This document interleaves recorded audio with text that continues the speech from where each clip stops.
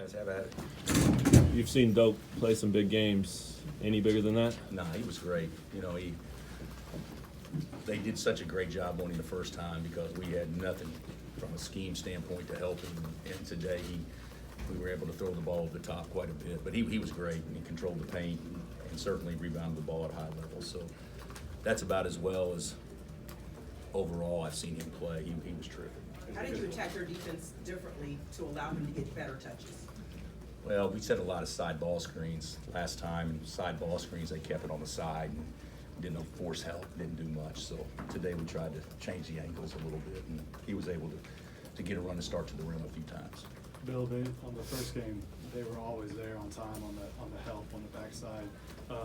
They were kind of late. It seemed like they were late a lot today. Did you do anything to occupy that bottom guy at all? I don't know, but it's harder to front and back if the ball's in the middle of the floor. Mm-hmm. It's much easier when the ball's on the side. So that was probably, and the guy that they would help off of was Marcus, and that's who Vital was guarding, but Marcus had the ball the majority of the time. So that may have been a little bit of it, but I don't know. Besides just schematically, do you see something different in Doak, like mentally, as far as being driven? No, you know, to me, he's had a great year, and he's played turned up just about all year. But in a day where David fouls out in 4 minutes and he's got to play 36, that's a lot for a guy that big. But I don't know that there was anything different. He's a better player than his numbers show, and because he's so good defensively. But tonight, you know, he was equally good on offense. What did you think of the execution on the very last play that Baylor had, that three for you guys, switching five? Yeah, you know, we talked about it. You want to foul, you want to guard them, and we said let's guard them. And it's not that we wouldn't have done that, but we're so small on a free throw play, and they're such a good offensive rebound on a free throw. You know, something bad could happen. Just like, you know, how do we screw the game up when you're up 7 and you can't get the ball in bounds? You know, that type of deal. So I didn't want to. We were in our switching 5 and make them back cut to score, and you know, fortunately for us, he missed the shot. But it was guarded. Most of the best big men are not around when they're seniors in college anymore. What is it like, the luxury, I guess, to have somebody with his experience and talent? Well, it's obviously a luxury, but he wouldn't be here if he hadn't been hurt 2 years. You know, he played 9 games 1 year and 10 games another year. That's so basically Doak is a sophomore and a half. You know, from a playing experience standpoint. So we caught a break.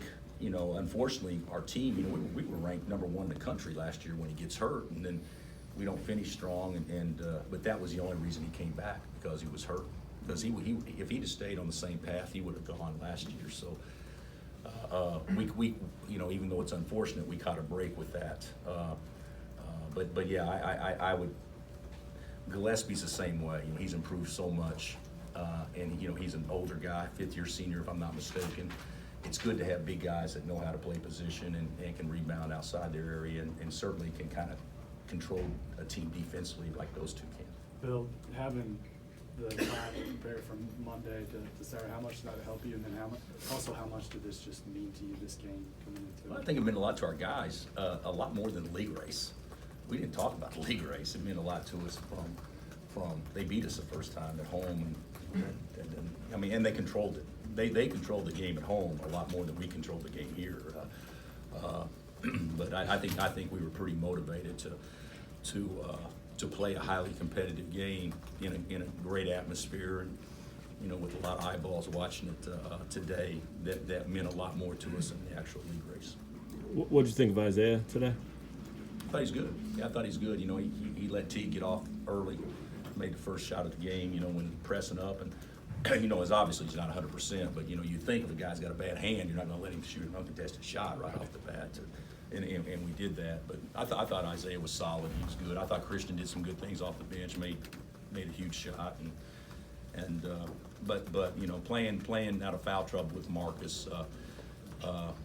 You know, that we caught a break there that really we didn't take a step backwards when he was out of the game. Is that why you had Isaiah on Butler a lot? Yeah. You know, if we could get to the last 6 or 7 minutes, you know, great. But up until the under 8 timeout, we were going to try to keep Isaiah on Butler. How does coming into a tough road environment, surviving a little late game adversity, help prepare for your team moving forward in March? You know, I don't know. I don't know. we got some things that we can obviously correct, but, you know, this is probably the best environment we played in this year, until Saturday, and then until the following Saturday. I mean, we usually catch guys in pretty good environments, but this was as good or better than any environment we played in this year. It was fun. It was fun to be a part of. What kind of quality are these two teams playing with right now? 5 combined losses between them at this point in the year. I mean, how good are these teams right now? You know, you'd have to ask somebody that probably covers nationally more than me. I'm biased because I think that I think Baylor is the best team that we have played against since I've been in the league the last 17 years. I think, you know, you could look at Oklahoma State in 04, and you can look at Tech in 19. But I think at the same stage, Baylor has played better than both of those teams at the same stage. So I don't know how it's going to finish, but I would certainly feel pretty strongly about that. So, and I think that we're not the most visually attractive team to watch at times, but I do think that we got a nice squad, and I think it speaks well for our league to have two teams that have done so well be at the top level. Those hiccups late bother you, letting them in it? Yeah, no, I mean, the game's never over, but gosh dang, I mean, we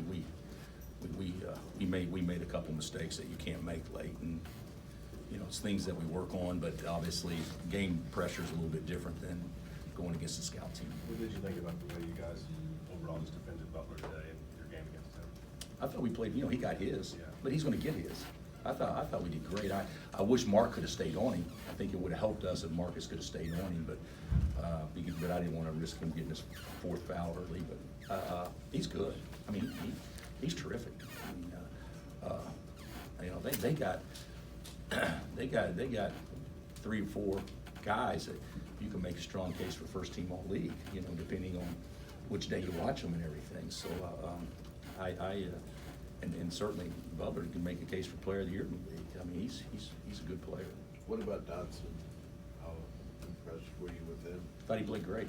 I thought you know, I don't know how many turnovers got. I had 2 turnovers and balls in his hand all the time. I thought he played great, and you know, he's fast, and he can't get around Mitchell very good. That's how fast Mitchell is. But the plays that he made getting to the hole there midway through the second half were